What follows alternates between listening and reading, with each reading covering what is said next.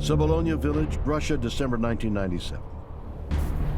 In the cold, unforgiving forests of eastern Siberia, a local hunter named Vladimir Markov discovers the bloody carcass of a wild boar lying half-eaten in the snow.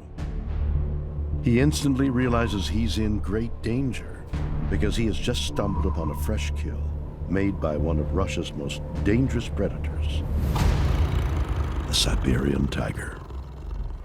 At the point where Vladimir Markov realized that he was coming upon a tiger's kill, he knew that the tiger will still be there. So it'll still feed upon that kill until there's nothing left to feed on. So if he doesn't shoot that tiger first, the tiger will kill him. So it was a case for him of kill or be killed.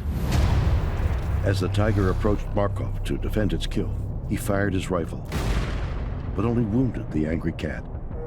Injured, the tiger retreated back into the forest. But that's not the end of the story. Because 2 days later, the local authorities were informed that Markov had been attacked and killed at his home by a vicious tiger. When investigators arrived at Markov's log cabin, they found a disturbing scene. It's pretty remarkable seeing the images. There was obviously quite a lot of blood, clothes are tattered everywhere. Often when tigers kill people, it's not necessarily for food. But in Markov's case, the tiger ate everything it possibly could of him. It wanted to leave no trace of the man. The strangest part of the Vladimir Markov story is the fact that the tiger actively destroyed everything around that lodge that had Vladimir's scent on it. Just destroyed it in seemingly a fit of anger. But even more unsettling than the gruesome killing itself was the fact that investigators later determined that Markov was eaten by the same tiger he had shot with his rifle. The tiger tracked Vladimir back to his hunting lodge, a distance of 11 kilometers. And then it waited. That is what is remarkable. It waited, we think, around 48 hours for him to return to that lodge. And then when Vladimir returned, it killed him. The story of Vladimir Markov's death at the hands of a deadly tiger is frightening. But it's also mysterious, because while animals will naturally defend themselves when attacked, this tiger tracked Markov down over an unusually long distance. But why? Big predators will kill smaller predators with which they compete, and there's a long history of human competition with predators.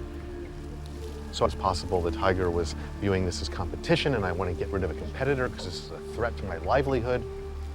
So don't steal food from tigers is the lesson that stands out from Markov's story. Did the tiger kill Markov because it viewed him as a threat to its survival? Perhaps. But there are those who believe that it was motivated not by self-preservation, but rather by a desire to exact revenge.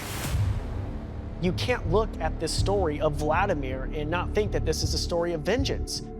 The tiger stalked Vladimir's cabin. It waited for Vladimir to return home for the attack.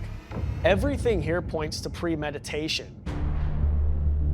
And you look at other instances, you see attacks with tigers who will seek vengeance on people they don't like. These animals can feel these emotions.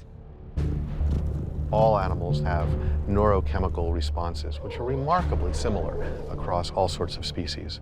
They feel, emotions are feelings that influence behavior. Exactly the same as we do. Do not mess with the tiger. If you do that, it's going to come after you. Markov will have known that when he shot that tiger and it didn't die, he knew that his time was up. This tiger had the ability to hold a grudge with a single individual for over 48 hours and then take its revenge. We have taken dominion over nature in many ways because of our technological developments, but we are still a part of nature, and we are still occasionally on the menu of bigger and stronger animals such as tigers.